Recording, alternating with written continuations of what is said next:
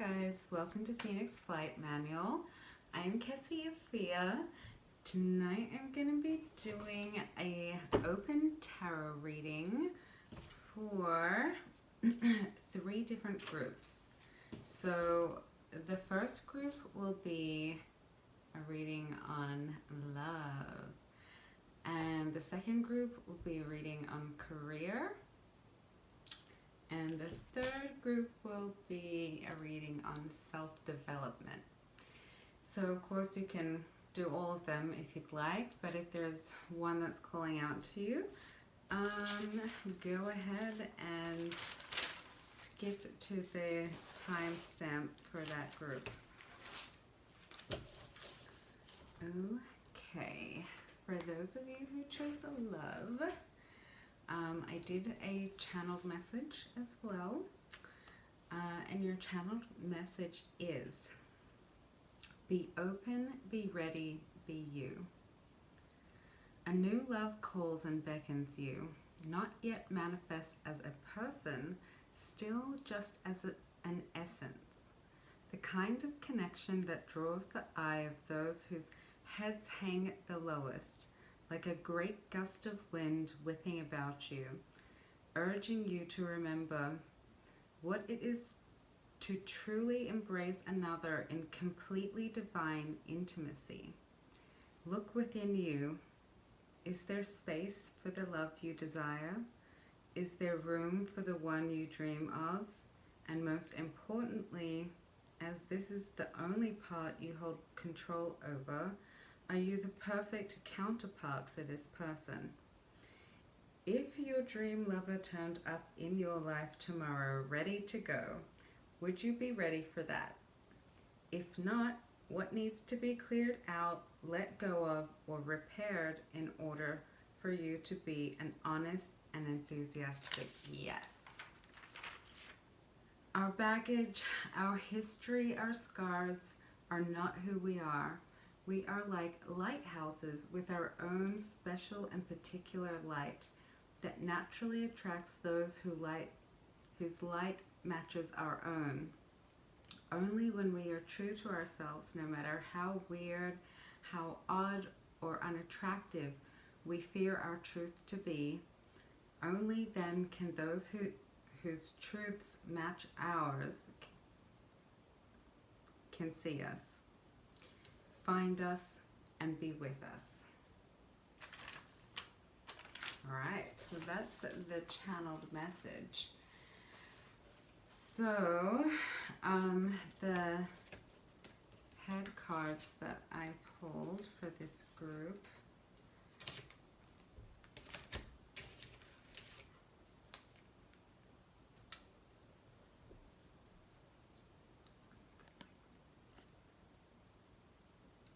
clean it up.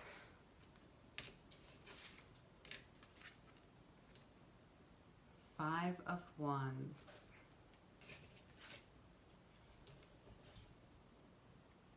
Six of Wands.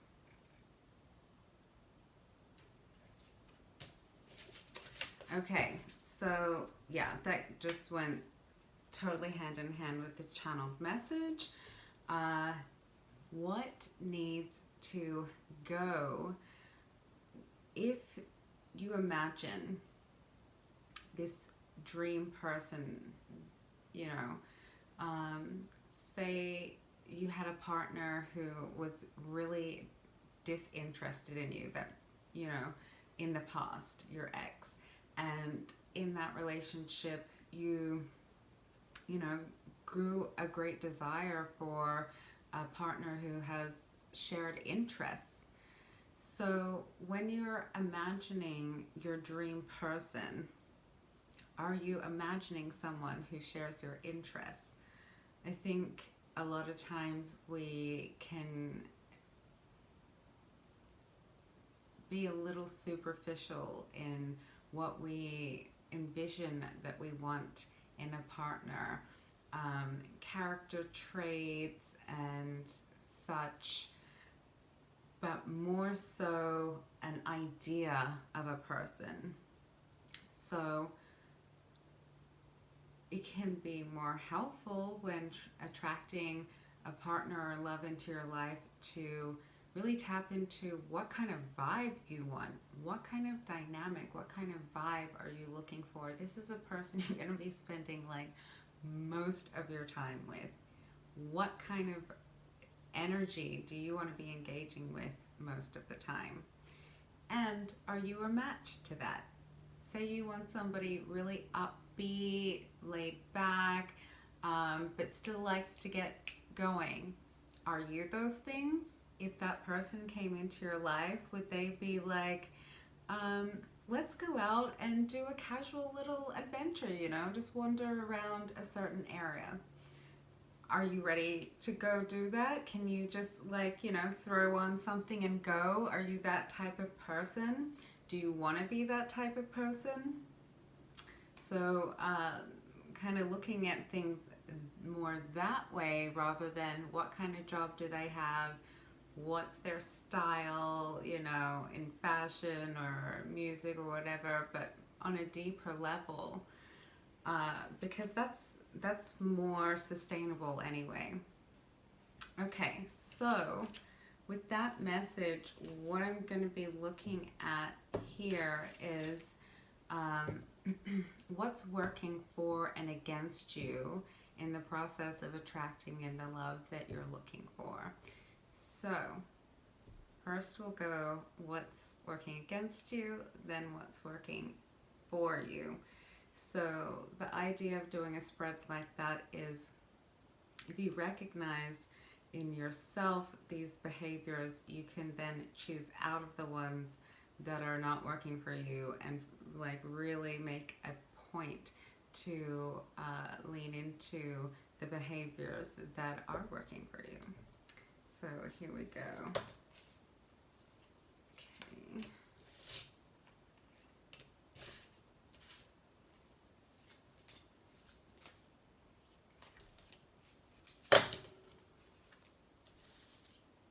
All right.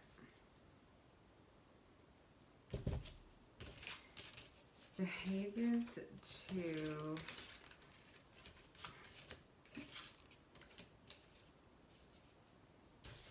lean out of, behaviors to lean into.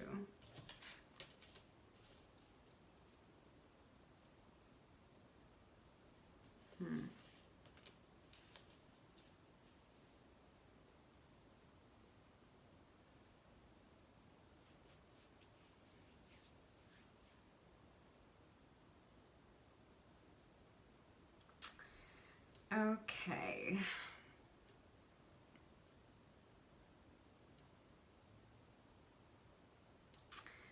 So, behaviors to be aware of, behaviors that are not working for you. So, you got the, it's really annoying, Tower,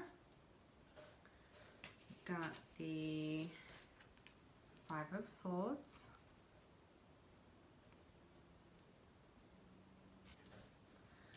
really down here, you can see it, and you got the Devil. Okay, so what I'm getting from this is there's a real fear of one, having the rug pulled out from underneath you. I feel like this is pretty common. I mean, I feel like most people can say that they've had an experience where they were kind of blindsided by someone they were getting involved with, whether it was like a few dates in or a few years in. So there's a big fear of that. This, the reaction to that is to put up the defenses. And the aspect of the Devil that's coming through the most right now is this idea that being in a position of power and control can protect you. only problem with that is not actually true. So, obviously, when you think about it, sometimes I just feel like the best thing to do to gain perspective is I always think of those movies where they'll end the movie with one of those pull out shots, and it will start, like on the street, and then it pulls out. You can see the neighborhood, the city, the country, the earth, and that helps me put into perspective that we are all ant people. We're ant people. Teeny tiny little things on this planet, in this universe. And it's a miracle any of us even exist. The audacity to think that we really have control over anything is actually borderline insane. So this sense of control, this sense of comfort that we get from allowing ourselves to believe that we have control over anything but ourselves.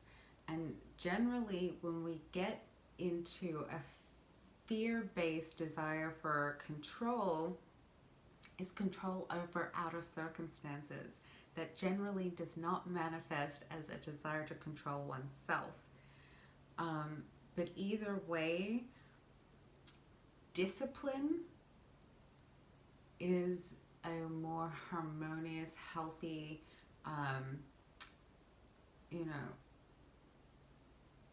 version of what control is.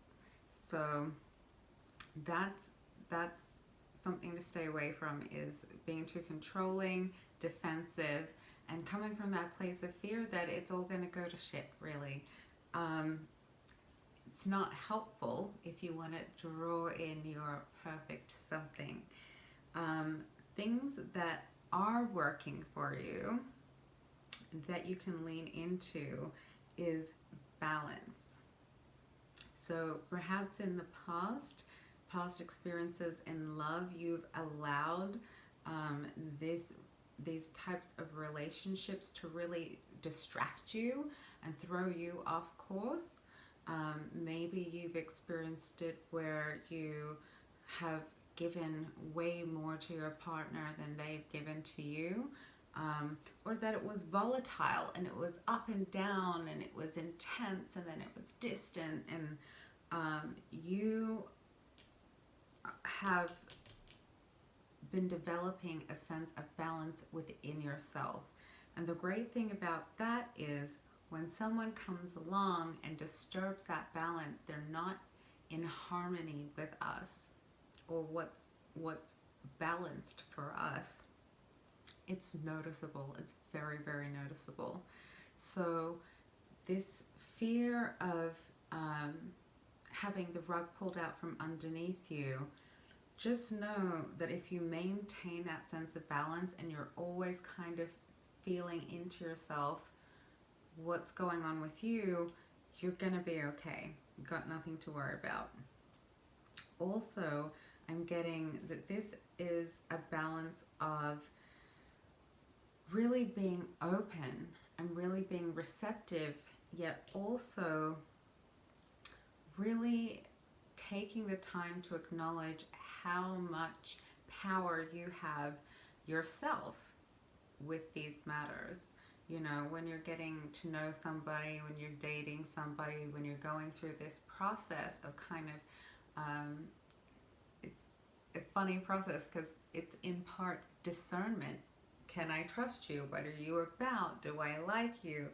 And all the meanwhile, you want to have fun and connect and all these things. So, yeah, just staying with yourself, checking in with yourself about being open with this sense of confidence of I have the control. If ever things go in a direction that you don't like, you can just steer it in a different direction or just stop. The person you are now is not the person you were in the previous experiences you've had that have turned you off of love. So if you stay identified and hold on to all the memories and the pain and the experiences that you had in those relationships that were not ideal, which is not what you're looking for, the more you are an energetic match for that. When you envision your perfect somebody in your perfect situation, what do you look like in that? Then look at yourself, where you're at, honestly, and see what's in alignment with that and what isn't. How can you go about getting the aspects that are not in alignment with that in alignment with that? Not only is that going to make you a better match for what you want to draw in, if what you're wanting to draw in is something, you know, worthy of drawing in, it's worthy of cultivating within yourself. It's going to uplift your life and enrich your life as an individual anyway. Okay, so that is your reading for group number 1, love group. Thank you for watching. Thank you for liking, subscribing. And I can't wait to do another reading for you. Bye, guys. Okay. Group number 2. Career. Okay, so I did a channeled message for each of the groups also. And yours is... The world is your oyster, take it. Your path is blessed. What you travel towards, what you seek, is there for the taking. Walk with confidence, walk with a brisk stride, not easily detoured. You have the talent and have gained much valuable experience. You have earned your seat at the table and can guarantee the win. So long as you tap into your inner soldier, your life, your purpose, and you yourself are immeasurably important and are worth fighting for. There is a great deal of ground to cover with assertiveness before you near the territory of obnoxious. Your value holds weight. Use it to your advantage. So the message I was getting, you know, like kind of to summarize that was like, tap into your inner gangster. That was really a strong message that came through. Like what I saw was like a street, like, you know, in town, and it was kind of just like this stride of just like a pimp walk of like, I've got this, everybody here knows me and everybody knows I'm the real deal. And I am. So that was really the essence of the message I was getting through for this group. Also picking up a hint of concern around, you know, developing an inflated ego, overstepping boundaries and things like that, being seen as a bitch or an asshole for being, you know, self-possessed and assertive. But you don't need to worry about that. It's time. It's your time. It's time to get what's yours. That's it. Yeah. So your confidence, it's very much tied to your sense of self-worth. You have a lot of value. All you got to do is just, you know, on a regular basis, take the time to recognize that for yourself. better recognize and bring that to the table when you negotiate. Bring that to the table when you have to take charge. Be aware of that when you need to be. That's the ticket. Okay, so your head cards were...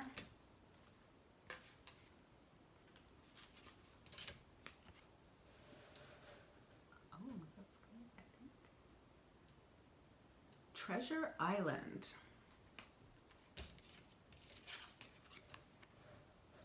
Ace of Cups.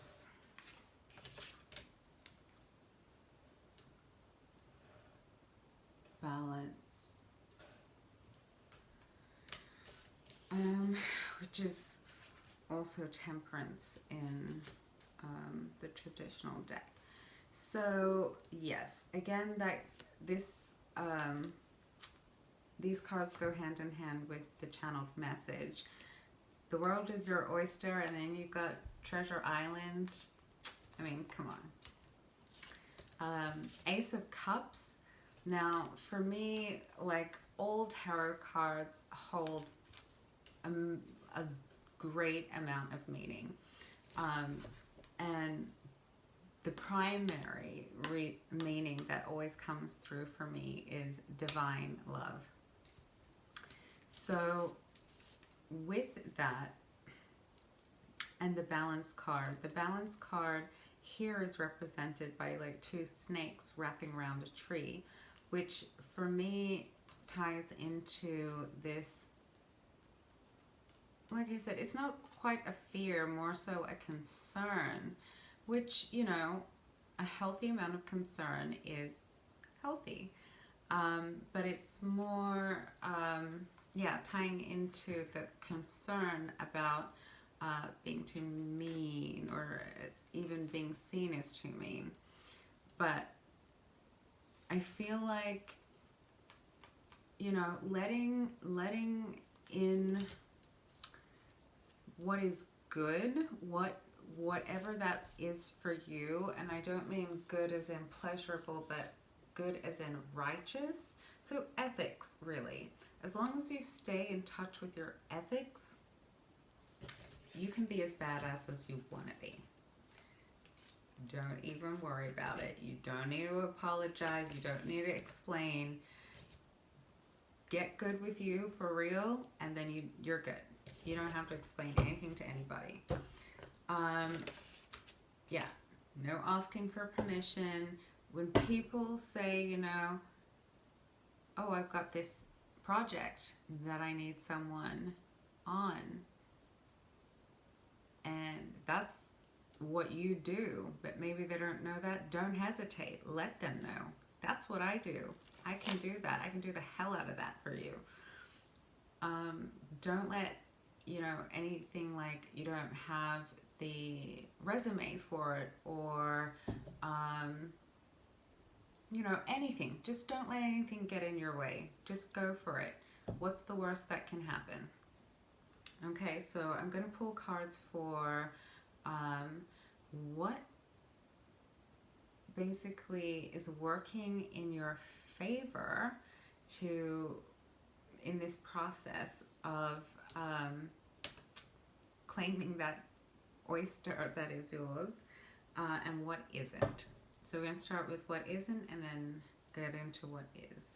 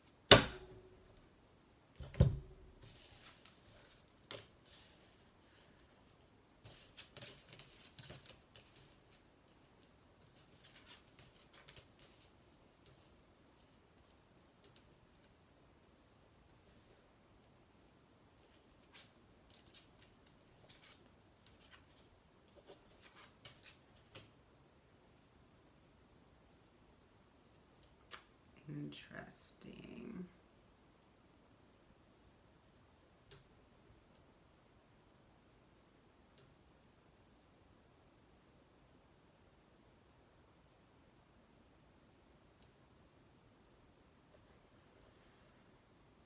Okay, so you got the Sun, you got the Four of Swords, which is the Four of Arrows in this deck, and you've got the Ace of Swords and the Ace of Arrows in this deck. For what is not working for you in this process of getting what's yours. So the Sun is known as the best, happiest, most auspicious card in the deck, with no negative connotations. However, we're talking about what's not working for you. So the fact that we have the Sun paired up with the Four of Swords, or the Four of Arrows in this deck, the Four of Swords is about rest, recuperation, meditation. It's very much solitude. It's very much still, unmoving, just like powered down. So the Sun is like power, charge, intensity, and then the Four of Swords is like, so what I'm getting from this is what's not working for you is basically being really unstable with your energy. For some of you, I'm picking up an energy of like partying even. Maybe not so much now during the pandemic, but in general in life, that you have a habit of being very outgoing, maybe too outgoing, and you get a charge out of that, out of connecting with people, out of engaging with people in whatever ways you like to do that, and then you get really charged and you're doing a lot, you're doing the most, and then crash, burnout. And there's basically the Ace of Swords really represents clarity. So I mean, it's really not going to give you a very clear view of, you know, where you're trying to go, what you're trying to accomplish if you're doing it in a roller coaster motion. You know, that's not giving you a very clear view of straight ahead. So beware. If that's your MO, if that's your system, it's not working for you. What is working for you is doing the work. So what I mean by that is there's, oh, I didn't show you your cards. You have the Green Woman, which is the Queen of Coins, the Empress in this deck. And you have the Seven of Spears, bows, which is the Seven of Wands, but it's clearance in this deck. And then you have the Mirror, which is like the Hanged Man. So the Hanged Man's about perspective. Then you have clearance. So collectively, what I'm getting out of this is this process of healing, rejuvenation, and very much can be directly associated with nature, whether that is going out into nature or you like to watch a lot of nature films. If you're really if you care a lot about the food that you eat and eating lots of natural produce, that's very healing and nourishing. So that's working for you.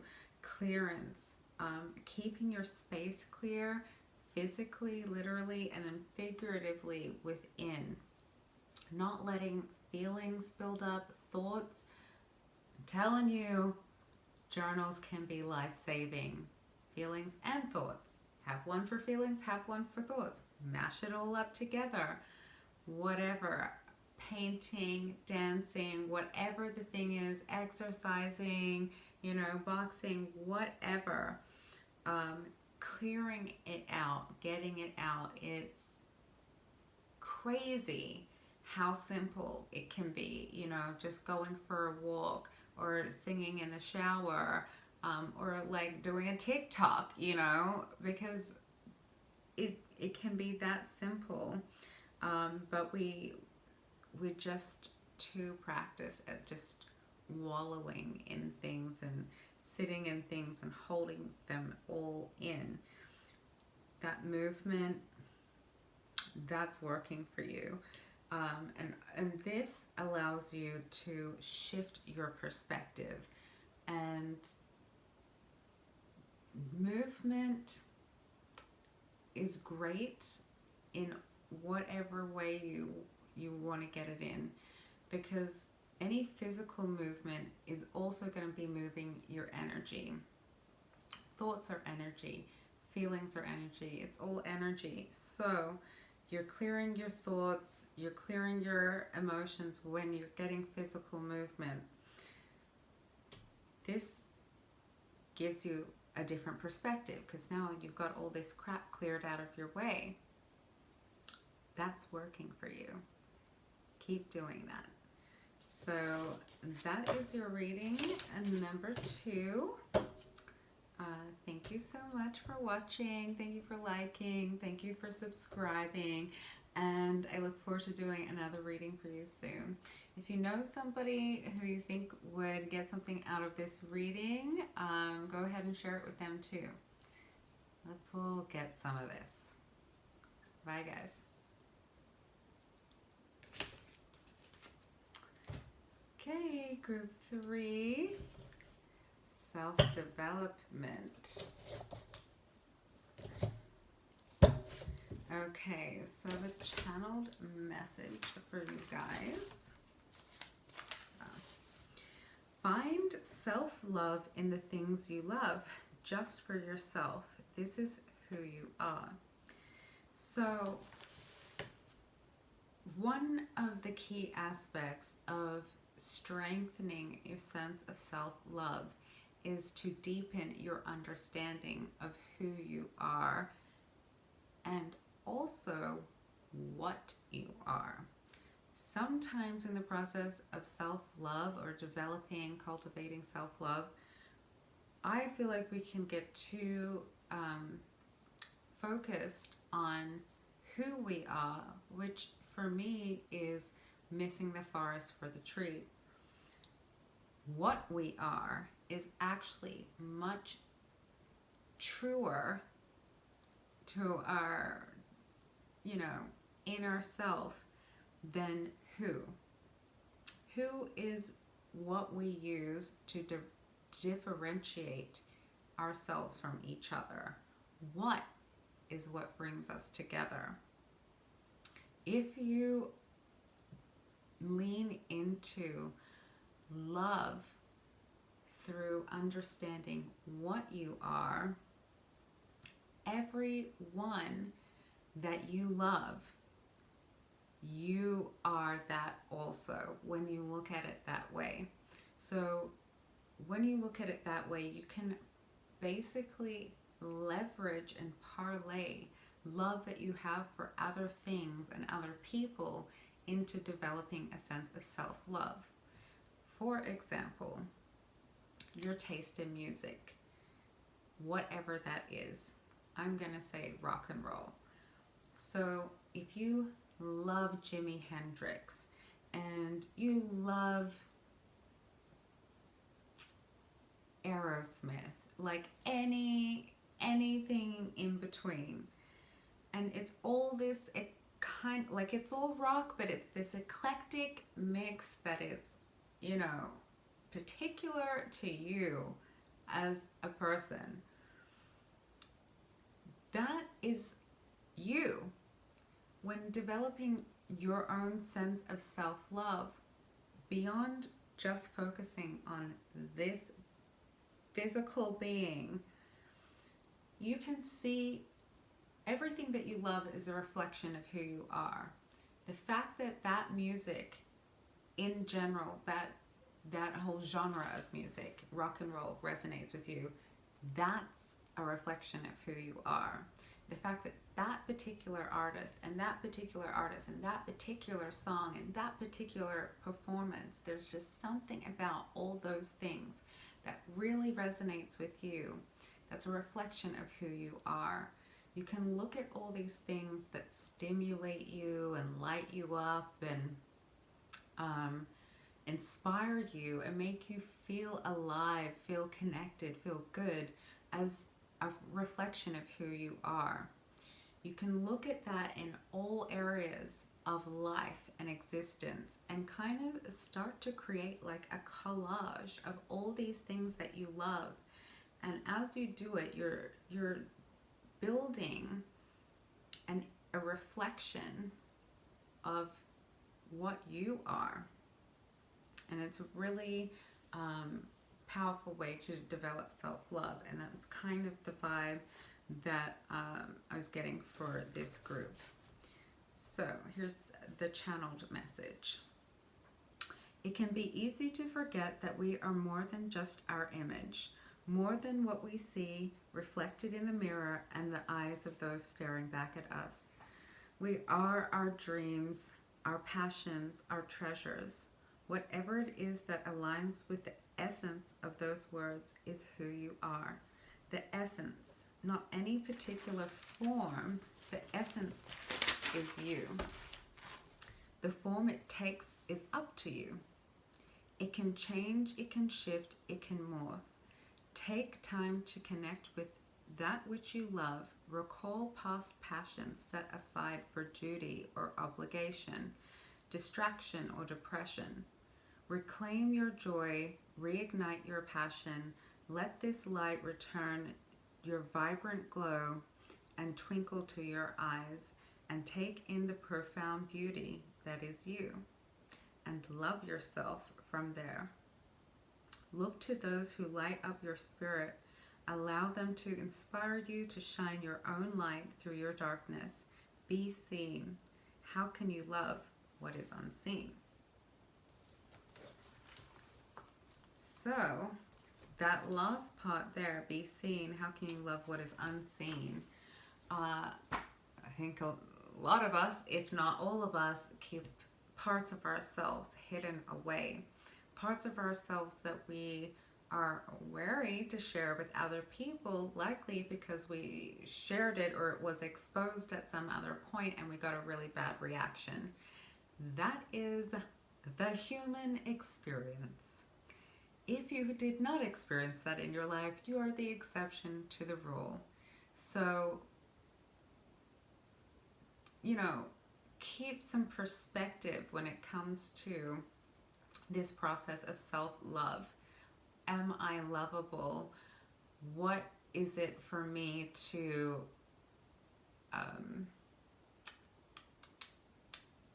identify value within myself? Can you identify it with others who share the same qualities as you and deny it? You know, like, oh, I love how creative you are. You're such a beautiful artist. And they say the same back to you. Well, I am so inspired by your work. I love what you do. Oh, no, no, no. This is nothing compared to what you do. You know, so thinking about that too. So, the head cards I got for your group was, oh, there you go, Between Worlds, 5 of Cups, and Death. So,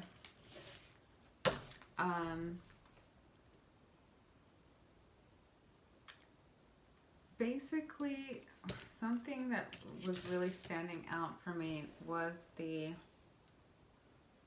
light beams in the back there.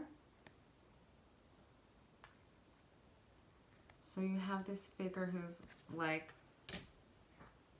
looking down, you know, very sad about something, but there's this like light beam coming through where it's really got a message of like, come to the light. And she's all like, the thing.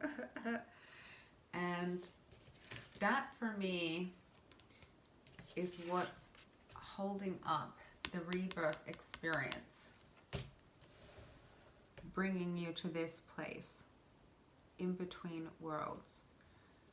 So you won't be able to see because of the filter, but in this deck, this is like black and white this side, and this is color, and it's very vibrant. And so it's indicating, you know, that transition from a darker space into a lighter space. And it's natural to be able to appreciate yourself in a vibrant state, more so than in a dull and detached state. When we get into a state of detachment from the world, whether we're self-isolating or like literally or figuratively, where we're keeping a lot to ourselves, but we're also taking our focus away from all that is, and really concentrating it on something that's not positive or not helpful to us. It really can hold us back. However, I am getting, for some of the people in this group, this is actually something that was pretty devastating. Like grief, like maybe losing somebody passed away perhaps. And in that case, that is the most difficult of circumstances to embrace your vibrancy, embrace life, and kind of dive back into that pool. But at the same time, you know, it's up to you how long you stay in that space. What does it have to offer you? What is the benefit of staying in that space? If you're in that space with a mindset of I'm stuck here, get help. Get help to get out.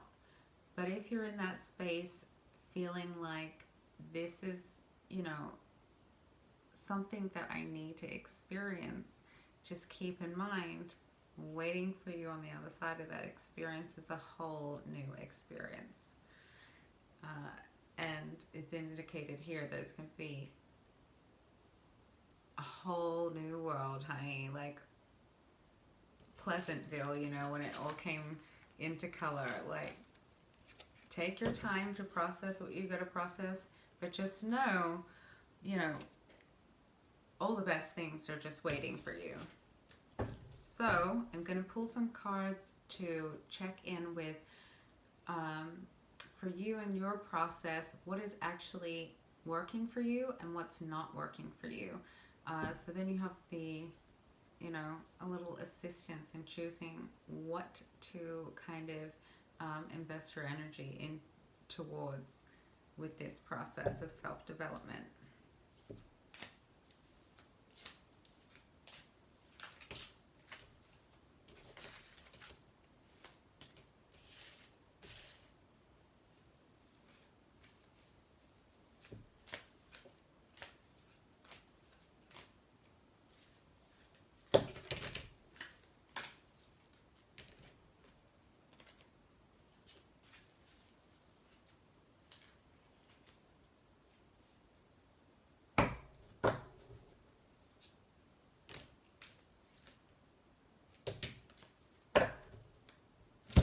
All right, let's see.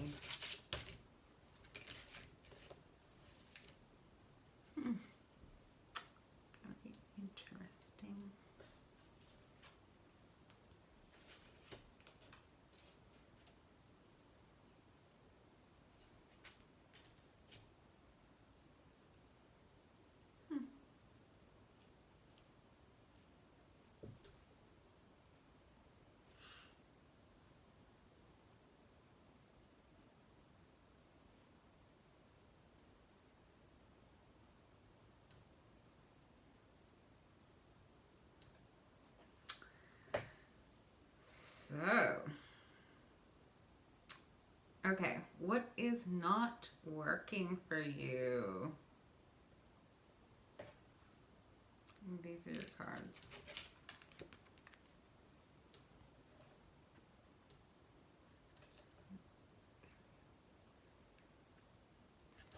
Queen of Earth, or Queen of Coins in the traditional tarot. 5 of Coins. And then the Father. So this is what's not working for you. So a really strong message that came through immediately is, I'm gonna just say, it's coming through as kind of like a kind of misogynistic vibe, which is to say that the masculine aspect of you is really dominating the feminine aspect, and not in a protective way, in a kind of dicky kind of way, actually, is the vibe I'm getting. So that can, you know, kind of allude to an ego issue.